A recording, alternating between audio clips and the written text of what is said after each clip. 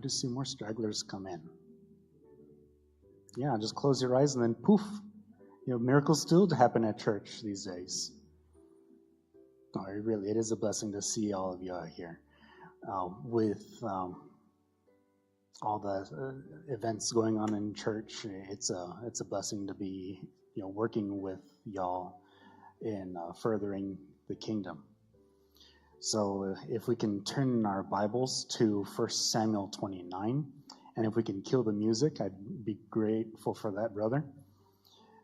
We will be going over through a couple of chapters this evening that will ultimately lead to the expiration of one of the main characters in the book.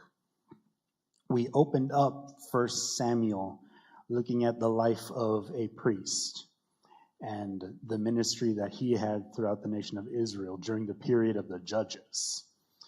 And then we shifted from this priest called Eli to the prophet called Samuel, whom this book is named after.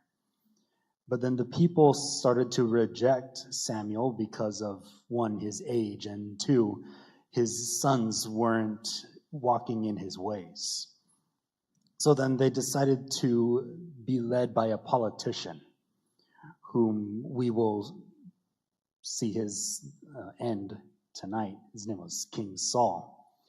And he was having a tug of war between himself and the poet, between himself and David. They wanted to be the new main character of this book of 1 Samuel. And we'll see a culmination of what Saul's life had gotten him into. Last week we saw his absolute corruption because of the absolute power that he received from Samuel back in chapter 15. But now, 15 chapters later, we'll see his end. So let's ask the Lord for his help as we open up the scriptures this evening. Our Father, we thank you for bringing us here. We thank you for nice air conditioning and for water that will help us escape from the Texas heat. And we thank you for our families. We thank you for being a part of the family of God and how you shelter us and that you guide us through every tribulation that comes before us. Right now, as we come here during this time of rest, I pray that this will be a sweet time for you as it may be for us, that we would learn a few things in the life of David and even in the life of Saul as we see his life come to an end here in 1 Samuel. In Christ's name we ask these things. Amen.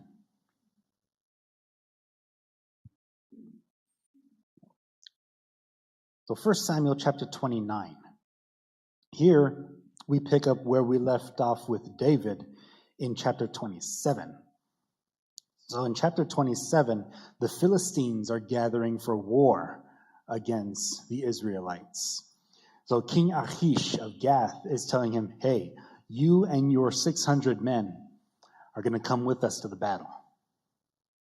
So David, he's in a bit of a dilemma. Does he say, no, I don't want to fight my own kin, and then risk him and his warriors and their families being killed by the Philistines? Or does he say yes, in which case he goes with the Philistines to fight against the Israelites, the men he's supposed to be leading into battle? We answer that question right here in chapter 29. So let's begin by reading the first 3 verses together. I may need some help, Brother Clyde. Thank you, sir. Verse number 1.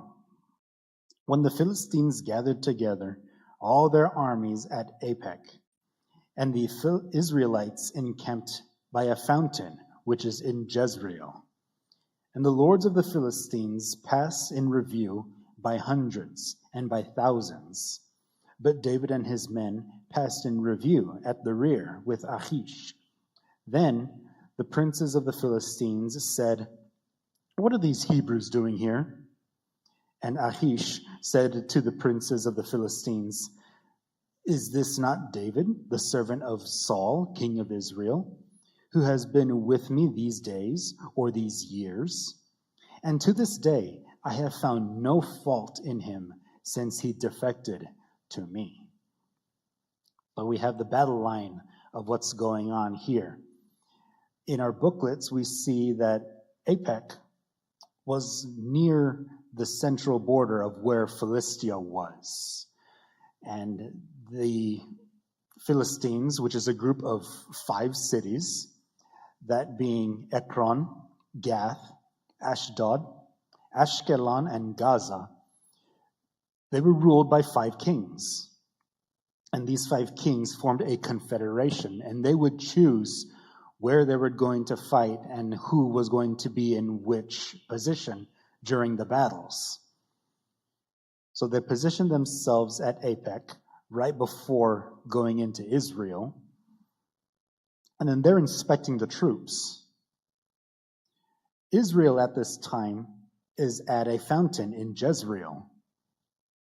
But while the Philistines are inspecting all the Philistine warriors, the last ones to be inspected are the secret service members of King Achish, which includes 600 Israelites. So the other 4 kings are telling the king of Gath, hey, what's up with that? We got Israelites. We're about to fight the Israelites. Why are Israelites in our ranks? But then the king of Gath is telling them, hey, I find no fault with these people. Verse 4. But the princes of the Philistines were angry with him. So the princes of the Philistines said to him, make this fellow return, that he may go back to the place which you have appointed for him, and do not let him go down with us to battle, lest in the battle he become our adversary. For with what would he ridicule himself to his master, if not with the heads of these men? Is this not David, of whom they sang to one another in dances, saying, Saul has slain his thousands, and David his 10,000s? So David, throughout all these years of wandering in the wilderness of Israel, the Philistines know of the songs that the Israelites have been singing about David. So they're telling this king of Gath, hey, if we keep him and he sees all these Israelites, he may think, hey, I'm fighting for the wrong people. And then turn around and start fighting all the Philistines. So it may be that their heads would be presented to King Saul. Don't you see the foolishness in having David in our army, Achish? That's what they're trying to tell him in verses 4 and 5. And then we read verse 6. What happens behind closed tent between the king of Gath and David?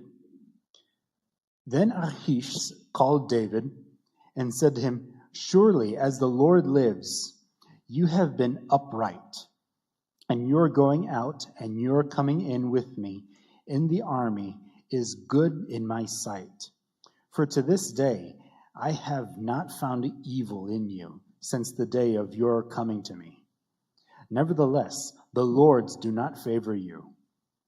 Therefore, return now and go in peace, that you may not displease the lords of the Philistines. So David said to Achish, but what have I done?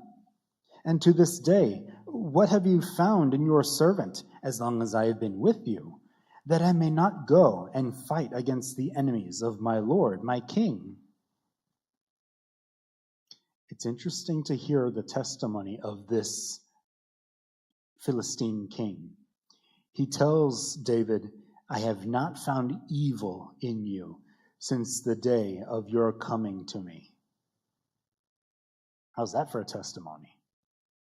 He's been with the Philistines for 1 year and 4 months. And David could have assimilated into the ways of the Philistines while he was living in Gath. But he didn't. He continued to keep a good testimony in the face of the Philistines. Philistia, as I said before, was a confederation. And the other 4 kings voted to reject David for fear of David betraying them in battle. Achish says this to David, and he goes, "Oh no, whatever shall I do?"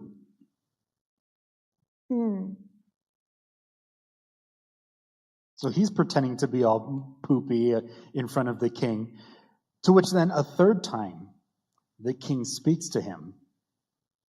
Verse number 9. Is that up there? Thank you, brother. Then Achish answered and said to David, "I know that you are as good in my sight as an angel of God. Nevertheless, the princes of the Philistines have said, 'He shall not go up with us to the battle.' Now therefore, rise early in the morning with your master's servants who have come with you. And as soon as you are up early in the morning and have light, depart." So David and his men rose early to depart in the morning, to return to the land of the Philistines. And the Philistines went up to Jezreel. This is now the 3rd affirmation to David that he was just in the eyes of the Philistine king. I think it's interesting that Peter denied Christ 3 times. And 3 times he said, "Surely I love you, Lord." To which Jesus then said, "Feed my lambs." 3 times the king of Gath said, "I have found no fault in him. I have not found evil in you since the day of your coming to me. And I know that you are as good in my sight as an angel of God."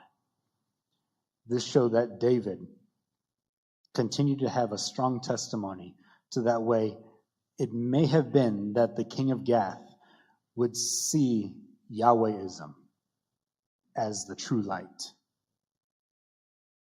David was dismissed from the battle because God used the suspicions of the Philistine kings to keep him from going to fight against King Saul and the Israelites. So we ask the question, well, how was David going to escape the wrath of the Philistines back in chapter 27? The same way that God moved through the Philistine kings right here in chapter 29. We may not know where certain choices will lead us whenever we come with a dilemma. But we can rest assured that when we ask the Lord for his help, that he will move behind the scenes to the place that we need to be. Amen? So, right before David returns to Gath, we need to take a look at 1 Chronicles 12. Verse 19 specifically, we have more people added to David's mighty men. 1 Chronicles 12:19 says, "And some from Manasseh defected to David when he was going with the Philistines to battle against Saul. But they did not help them, for the lords of the Philistines sent him away by agreement, saying, 'He may defect to his master Saul and endanger our heads.'" So now we have several Manassites join David's army to be able to go back to Ziklag, now with more soldiers. But then we go to chapter 30 of 1 Samuel, and then we begin with a tragedy. Verse 1 says, "Now it happened, when David and his men came to Ziklag on the 3rd day, that the Amalekites had invaded the south, and attacked Ziklag and burned it with fire, and had taken captive the women and those who were there, from small to great. They did not kill anyone, but carried them away and went their way. So David and his men came to the city, and there it was, burnt with fire, and their wives, their sons, and their daughters had been taken captive. Then David and the people who were with him lifted up their voices and wept until they had no more power to weep. And David's two wives, Ahinoam the Jezreelitess, and Abigail, the widow of Phul the Carmelite, had been taken captive. Now David was greatly distressed, for the people spoke of stoning him, because the soul of all the people was grieved, every man for his sons and his daughters. But David strengthened himself in Yahweh his God. King Saul's failure in chapter 15 is the cause of chapter 30. The Lord had told Saul, hey, remember back in Exodus when the Amalekites attacked the Israelites on the way out from Egypt?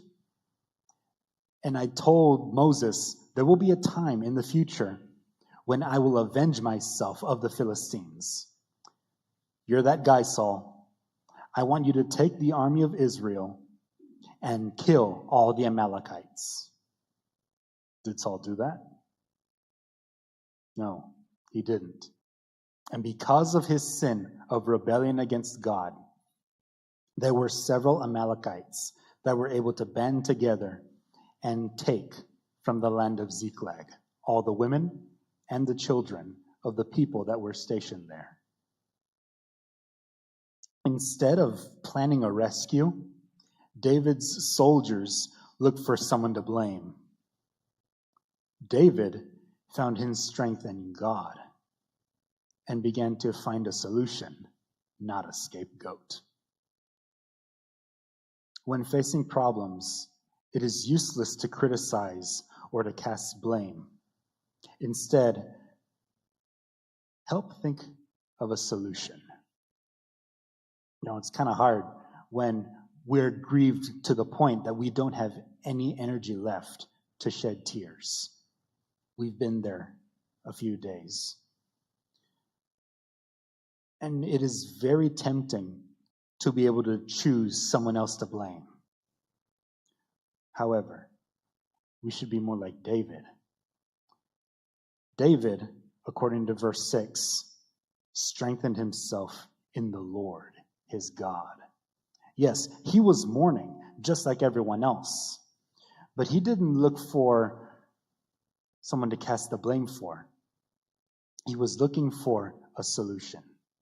And he knew the solution would come from God.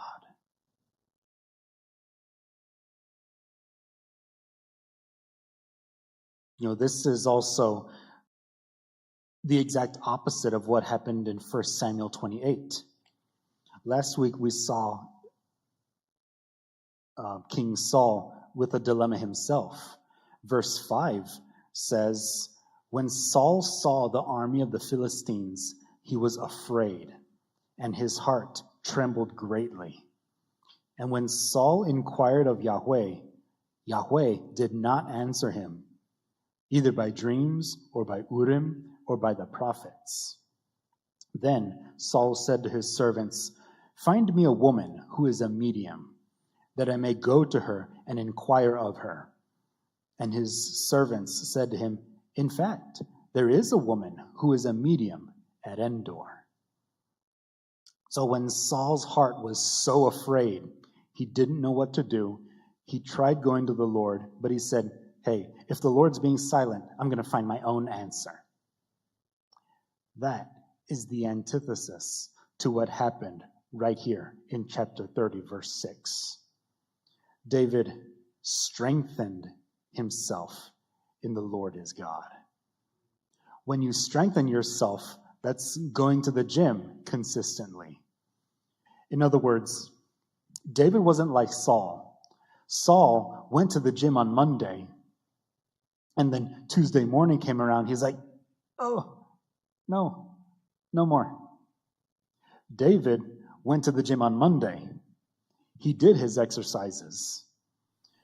He may have taken a rest day on Tuesday, but then Wednesday, he's back at the gym. And then he goes back on Friday. He goes back the following Monday, and then Wednesday, and then Friday. He strengthens himself in the Lord.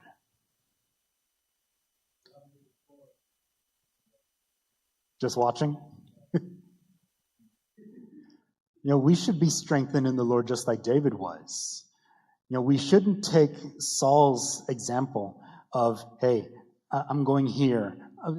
That doesn't work? Okay, I'm going over there. That didn't work? All right, I'm going to use a third. We shouldn't be everywhere all at once. We should be like David in strengthening ourselves in the Lord our God. And unlike what happened to Saul, the Lord answers David's prayer. Verse number 7, we read this. Then David said to Abiathar, the priest, Ahimelech's son, please bring the ephod here to me. And Abiathar brought the ephod to David. So David inquired of the Lord, saying, shall I pursue this troop? Shall I overtake them? And he answered him, pursue, for you shall surely overtake them, and without fail recover all. So David went, he and the 600 men who were with him, and came to the brook Besor, where those stayed who were left behind. But David pursued, he and 400 men, for 200 stayed behind, who were so weary that they could not cross the brook. Well, David asked the Lord for guidance, and the Lord answers. Some men were tired to the point where David permits them to stay. He tells them, okay, you're weary from your march to Apec. And then we had to march all the way back to Ziklag. Now we're marching all the way to a brook. We don't know if they did this all night, nonstop. But we can understand that in marching, especially us military folks, that marching takes out a lot out of you. So several of these men are tired, and David says, hey, you don't need to catch up with us. Why don't you station yourself here and guard the crossing here of the brook? So David permits 200 men to stay and guard the crossing right here of this brook. Verse 11, here is where the Lord continues to use his divine providence for David to answer his prayer. Verse 11 says, then they found an Egyptian in the field and brought him to David, and they gave him bread, and he ate, and they let him drink water. And they gave him a piece of a cake of figs and 2 clusters of raisins. So when he had eaten, his strength came back to him. For he had eaten no bread, nor drunk water for 3 days and 3 nights. Then David said to him, to whom do you belong, and where are you from? And he said, I am a young man from Egypt, servant of an Amalekite, and my master left me behind, because 3 days ago I fell sick. We made an invasion of the southern area of the Kerethites, in the territory which belongs to Judah, and of the southern area of Caleb, and we burnt Ziklag with fire. And David said to him, can you take me down to this troop? So he said, swear to me by God that you will neither kill me nor deliver me into the hands of my master, and I will take you down to this troop. Well, we see here just how brutal these Amalekites were. They were so cruel that they would have left a slave to die just because he was sick. So this guy was just left behind for dead. He hadn't eaten or drank water for 3 whole days. And now he's being refreshed by these Israelites. David treated this Egyptian with kindness, and it is this kindness that is returned by the Egyptian by him leading David to his cruel masters. This is God's divine providence. And that just goes to show us you'll never know who God will use in your life. You may think, well, this person, he'll do no such help to me. He's of no benefit if I help them. But it may be that this Egyptian in your life may be the person that God has sent to help you with a need that you don't even know you have. So we should have kindness and compassion, just as David showed in these verses. Verse 16. And when he had brought him down, there they were, spread out over all the land, eating and drinking and dancing, because of all the great spoil which they had taken from the land of the Philistines and from the land of Judah. Then David attacked them from twilight until the evening of the next day. Now, 24 hours of fighting. You need the Lord's power for that. Not a man of them escaped, except 400 young men who rode on camels and fled. So David recovered all that the Amalekites had carried away, and David rescued his 2 wives. And nothing of theirs was lacking, either small or great, sons or daughters, spoil or anything which they had taken from them. David recovered all. Then David took all the flocks and the herds they had driven before those other livestock, and said, "This is David's spoil." So David wins a great victory against the Amalekites. And here we see that he claims this treasure that was left behind. It's kind of funny that David is going in with 600 men. And these men, they're feasting, they're drunk, they're partying. Meanwhile, we have 400 Israelites coming in and just mowing them while they're in a drunken stupor. And all that's left that survive is another 400 men. They try to get on the camels, and then they go back to Amalek. It's hilarious. You have 400 dudes against more than 400 dudes, and the Lord was willing to use the 400 against overwhelming odds. We can rely on the Lord to give us courage against overwhelming odds. Verse 21. We have everyone coming back, and we have those who stay behind at the brook to watch over the stuff. What kind of treatment will they have? Because they didn't participate in the battle. Verse 21. Now David came to the 200 men who had been so weary that they could not follow David, whom they also had made to stay at the brook Besor. So they went out to meet David and to meet the people who were with him. And when David came near the people, he greeted them. I just want to stop there for a little bit. David, he may have seen these men as too weak of body and of mind. They didn't have the mental fortitude to cross the river to help the other 400. He could have harbored some resentment toward these men, but he sees these men guarding the brook faithfully, and he's happy to see them.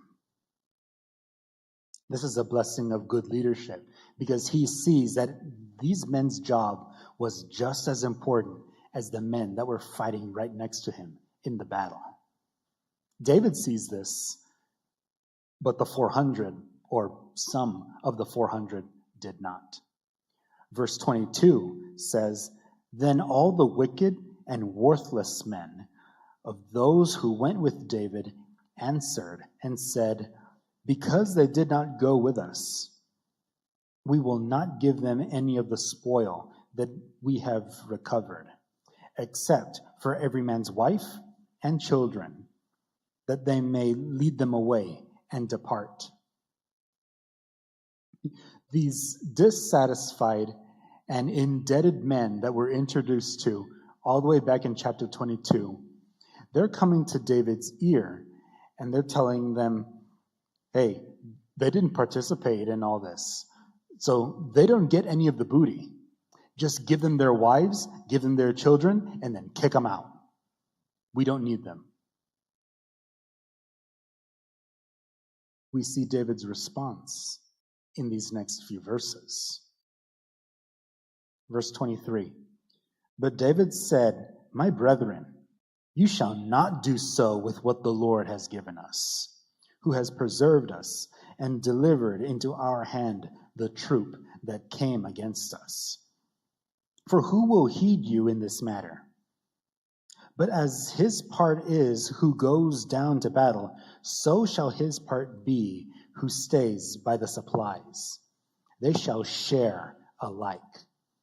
So it was from that day forward, he made it a statute and an ordinance for Israel to this day." Sometimes we may think, wow, I want to be just like David. Now, I want to be the leader that will help give credit where credit is due. Sometimes we may be like the dissatisfied people and saying, hey, they didn't participate in the thing. I want to keep all the booty. Let's give them what is due to them and then kick them out. We are. A lot of us are like the people who stayed behind because we aren't on the mission field. We aren't in separate countries, trying to share the gospel of the Lord with people who've never heard of Jesus before. We send missionaries to do that. So if that really was the case, if Christianity was similar to this, then we would be the ones with the supplies, sending supplies to those who are going off to other countries and winning souls over there in hostile environments. But David, knowing the grace of God, sees the importance of going into battle and staying with the supplies. We may supply missionaries, and we may be the ones to give them the funds to where they can get a bus, a church building, curriculum for student materials.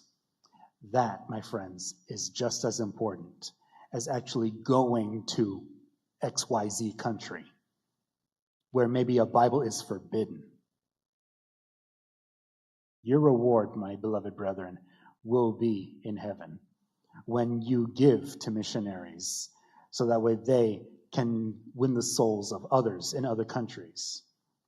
And it just might be that when we all get to heaven, what a day of rejoicing that will be, that there will be someone who you do not know come to you in heaven and say, hey, thanks. What for? You gave $5 to X missionary. And because that missionary had $5, they were able to share with me a Bible verse that allowed me to know the Lord as my personal Lord and Savior. I'm here in heaven because of the $5 you gave me. As I said before, you'll never know who God will use in your life, who will be your Egyptian. Because it very well may be that you may see that Egyptian when we all get to heaven.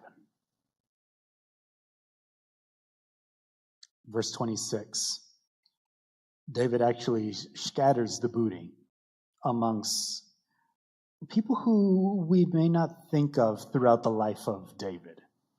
We'll read the chapter here, verse 26. Now when David came to Ziklag, he sent some of the spoil to the elders of Judah, to his friends, saying, "Here is a present for you from the spoil of the enemies of the Lord. To those who were in Bethel, to those who were in Ramoth of the south, those who were in Yatmir, those who were in Aroer, those who were in Shifmoth, those who were in Eshtemoa, those who were in Rachel, those who were in the cities of the Yerahmeelites, those who were of the cities of the Kenites, those who were in Hormah, Khorashan, Athach, Hebron, and to all the places where David himself and his men were accustomed to rove." Remember, David was public enemy number one. He is literally the Robin Hood of 1 Samuel. Of 1 Samuel. I mean, literally, he has a little John with his nephews, and Abiathar, the priest, that's his friar Tuck. So this guy, he literally went against, the bureaucracy, trying to take away what belongs to the people, and he gives it back to them. And this is what he does. He takes away the plunder that he took from the Amalekites, and he gives it back to the people who helped him when he was on the run all these years. This was people all throughout the south of Judah. You do not notice, or you notice that Ziph is not there. Remember, it's the men of Ziph that twice betrayed David's location when he was hiding in the caves. So they don't get anything. So we see David victorious against the Amalekites. He goes back to Ziklag, and he distributes the wealth that he accumulated from these Amalekites. But now, we need to shift our position from Judah to northern Israel. Here, we see the death of King Saul the Tall. But first, David had some more merry men. Going back to 1 Chronicles chapter 12, verse 20 says, "When he went to Ziklag, those from Manasseh who defected to him were Adnah, Jozabad, Yediael, Michael, Jozabad, Elihu, and Zelathai, captains of the thousands who were from Manasseh. And they helped David against the bands of the raiders, for they were all mighty men of valor, and they were captains in the army. For at that time they came to David day by day to help him, until it was a great army, like the army of God." So David continues to strengthen his army with mighty men of valor from Manasseh. So he's gathering all these men from Judah, from Benjamin, from Gad, and now Manasseh. And his army looks like an army of angels, is what verse 30 is saying here. Verse 22, where it says that he had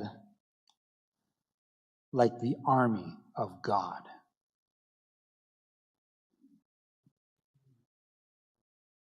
A large host. Yes, sir. So now we go to 1 Samuel 31. I'm going to read it very quickly because this story is told almost exactly the same as in 1 Chronicles 10. So we're going to look at 1 Samuel 31, finish the book, and then analyze the story that is told in 1 Chronicles. So 1 Samuel 31, starting with verse 1. "Now the Philistines fought against Israel, and the men of Israel fled from before the Philistines and fell slain in Mount Gilboa. Then the Philistines followed hard after Saul and his sons. And the Philistines killed Jonathan, Abinadab, Malchishua, Saul's sons. The battle became fierce against Saul. The archers hit him, and he was severely wounded by the archers. Then Saul said to his armor-bearer, "Draw your sword and thrust me through with it, lest these uncircumcised men come and thrust me through and abuse me." But his armor-bearer would not, for he was greatly afraid. Therefore Saul took a sword and fell on it. And when his armor-bearer saw that Saul was dead, he also fell on his sword and died with him. So Saul, his 3 sons, his armor-bearer, and all his men died together that same day. And when the men of Israel who were on the other side of the valley and those who were on the other side of the Jordan saw that the men of Israel had fled, and that Saul and his sons were dead, they forsook the cities and fled. And the Philistines came and dwelt in them. So it happened the next day, when the Philistines came to strip the slain, that they found Saul and his 3 sons fallen on Mount Gilboa. And they cut off his head and stripped off his armor, and sent word throughout the land of the Philistines to proclaim it in the temple of their idols and among the people. Then they put his armor in the temple of the Ashtoreths, and they fastened his body to the wall of Bethshan. Now, when the inhabitants of Jabesh Gilead heard that the Philistines had done to Saul, all the valiant men arose and traveled all night and took the body of Saul and the bodies of his sons from the wall of Bethshan, and they came to Jabesh and burned them there. Then they took their bones and buried them under the tamarisk tree at Jabesh and fasted 7 days. So that's how Saul tragically dies. As we turn to 1 Chronicles chapter 10, we're going to look at this passage in more detail, starting with verse 1. We hear, "Now the Philistines fought against Israel, and the men of Israel fled from before the Philistines and fell slain on Mount Gilboa." So here we have a mountain. They were supposed to have the high ground, the Israelites were, on this mountain. But the battle has gone so bad that the Philistines are killing them, even though they have the tactical advantage. Then the Philistines followed hard after Saul and his sons. So Saul still has 3 sons acting as captains for the Israelites. And they, being good men, they're trying to cover the retreat. But the Philistines killed Jonathan, Abinadab, and Malchishua, Saul's sons. Now the Israelites are losing their best captains. And unfortunately, if Saul would have been a good king, we would have lost the next king of Israel, Jonathan, a man who was a very good friend to David. Well, this is one of the saddest verses in the Bible because of the death of such a good man. But then verse 3, "The battle came fierce against Saul. The archers hit him, and he was wounded by the archers." So here we have a very specific point that Saul, he's in agony. These archers actually hit him, and he doesn't think that he's going to make it. So he doesn't even bother retreating anymore. Verse number 4 says, Then Saul said to his armor-bearer, "Draw your sword and thrust me through with it, lest these uncircumcised men come and abuse me." King Saul did not want to be tortured or mutilated by these Philistines. He knows that if he was captured by them, they would do that to him just because he's the king. So he faced death the same way that he faced life, on his own terms. But his armor-bearer would not, for he was greatly afraid. Therefore, Saul took a sword and fell on it. And when his armor-bearer saw that Saul was dead, he also fell on his sword and died. So Saul and his 3 sons died, and all his house died together.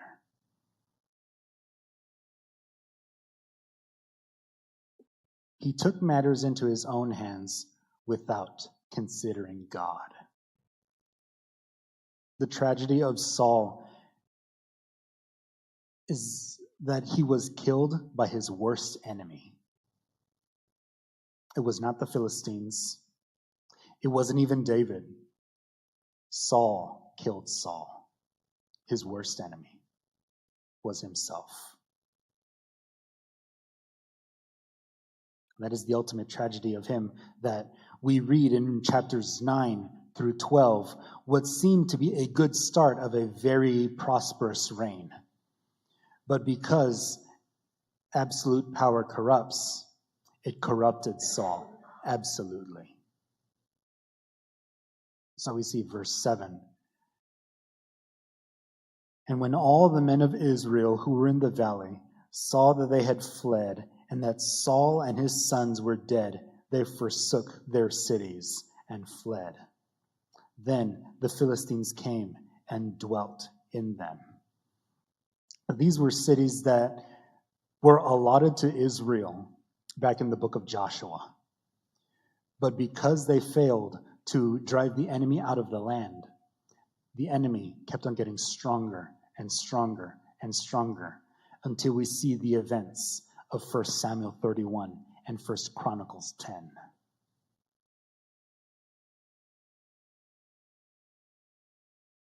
Verse number 8. So it happened the next day, when the Philistines came to strip the slain, that they found Saul and his sons fallen on Mount Gilboa.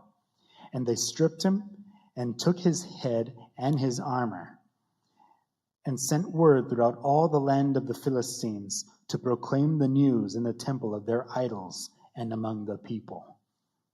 To take someone's head off after they had been defeated in battle was to give them ultimate shame. And then you would take their armor as a trophy, because guys would have custom armor back then, especially if you were a king. Verse 10, real quick. Then they put his armor in the temple of their gods and fastened his head in the temple of Dagon. So they dedicate this victory against Israel to Ashtoreth, which they dedicate Saul's armor to, and Dagon, the god whom they give their head.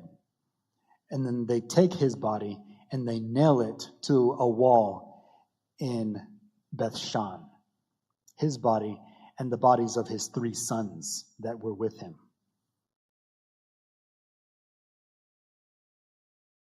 Verse 11. And when all Jabesh Gilead heard all that the Philistines had done to Saul, all the valiant men arose and took the body of Saul and the bodies of his sons, and they brought them to Jabesh and buried their bones under the tamarisk tree at Jabesh and fasted 7 days. Now, the last time that we were at Jabesh Gilead was back in chapter 11. If you remember, there was an Ammonite king that was attacking this city of Jabesh Gilead. He had told them, hey, either we are going to conquer your city, And then when we enter the city, we're going to kill all the men, and the women and children will be our slaves. And that's option number one. Option number two, you submit to us, and then every man will cut out his eye. So then the men of Jabesh Gilead are telling themselves, okay, let's hold a committee meeting. We'll be right back. To which then they send a writer over to Saul. They tell Saul, hey, will you help us? And Saul says, yeah, let's declare war against these guys. And then he gathers an army of Israelites and saves the people of Jabesh Gilead from these Ammonites.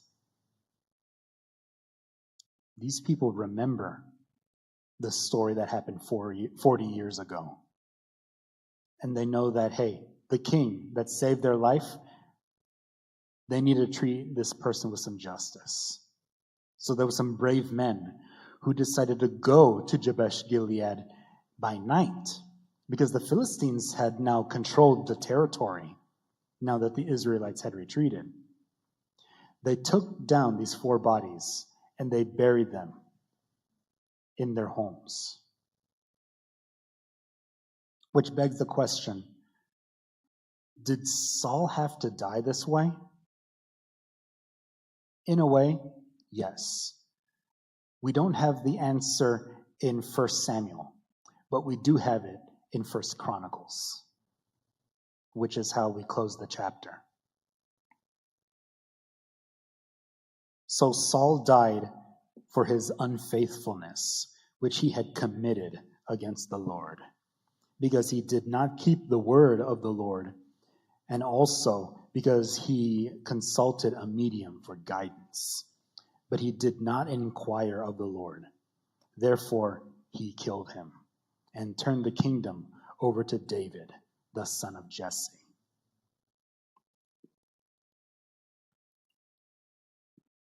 So did Saul really have to die?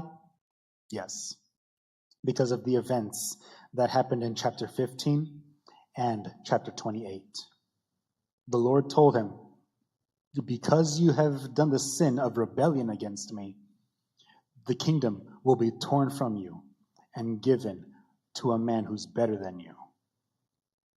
And 1 Chronicles 10 tells us that the Lord will now give the kingdom to David, the son of Jesse. Saul was tall, but he was small in God's eyes. He was handsome, but his sin made him ugly. He was strong, but his lack of faith made him weak. He was rich, but he was spiritually bankrupt. There was a lot of things that Saul could have done in order that he would have been a great king. Number one, Saul could have been under Samuel's wing. Because for about 38 years of his 40-year reign, Samuel was still alive. He was still judge of Israel throughout that time. Scripture says that Samuel judged Israel all the days of his life. Saul could have had Samuel as an advisor, helping him govern the affairs of Israel. Saul could have learned side by side with Jonathan. We think, well, these kids, they'll teach me how to do this on the iPhone or do this on the computer, and that's the only time that I'll ask their advice. You could be learning side by side with those who are younger than you, because that will make you stronger and that'll make them stronger in the relationships with you and with the Lord. Speaking of younger people, Saul could have surrounded himself with men like David. What was David's first job in Saul's court?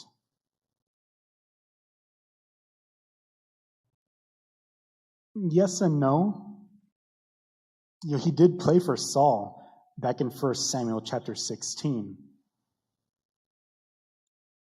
I'll turn back there for you.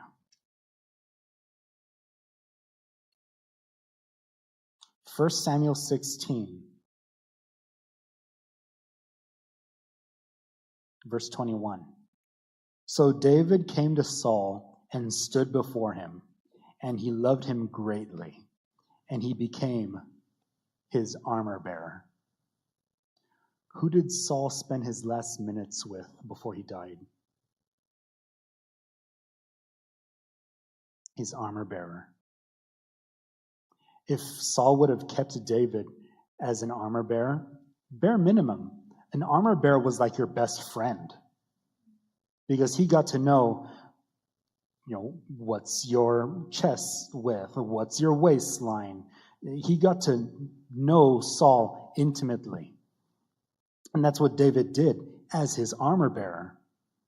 We don't know what Saul's relationship was like with the armor bearer that was in 1 Samuel 31 or 1 Chronicles 10. But if Saul would have had an armor bearer that was more like David, a man after God's own heart, he may have been in a different situation in both these chapters. Also, Saul could have taken sin more seriously, because we see many times that Saul tried to take things into his own hands. If he would have been more like David, a man after God's own heart, we would know Saul as a very different person. I'm going to close our study with the life of Saul with two maps. I would like for you to compare these maps. The map on the left is a map of Israel during the Judges. And I know with the screen right there being all weird, it's hard to see. But the map on the left is Israel during the time of the Judges. The map on the right is Israel at the end of Saul's reign. What do you notice about these maps?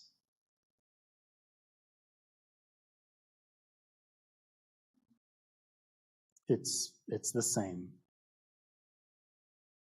Saul may have been undefeated in battle, well, except for these last two chapters. But he did not gain any land for Israel.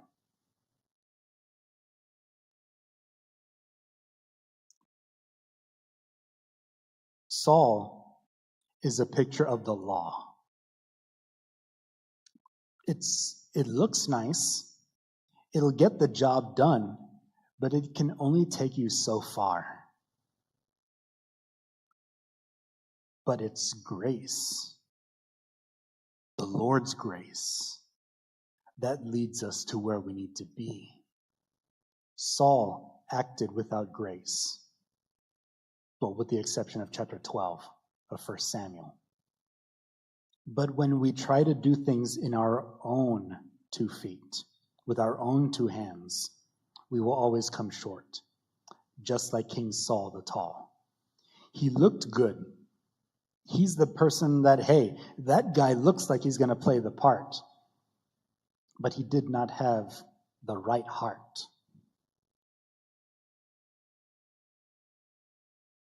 So Saul may have acted like the right person. He was the politician that would go where the wind blows. If the people were happy, he was happy. If they were upset, he did what he could to try to make them not upset. He was very fickle. And ultimately, he did not get the job done in getting Israel where they needed to be. Just like the law. The law couldn't get them to where they needed to be spiritually. Only through the grace of God were they able to have the right relationship with the Lord. And so do we. We can't do everything just in our own power. We need Jesus. And that's the picture of what David's life is like. When David is confronted with sin, he does not say, I have played the fool and I have erred exceedingly, and then just go about like there was nothing else to be done. Saul was a confessor. He admitted on occasion when he was wrong, but he never did that 180. David confessed and he repented. So as we close our Bibles, we end the life of King Saul the Tall. We're going to have a time where we celebrate the Lord's goodness while we look at Psalm 23 all of next week. And then after that, we will pick up our Wednesday night study with a look at the life of King David, the Repenter. Class dismissed.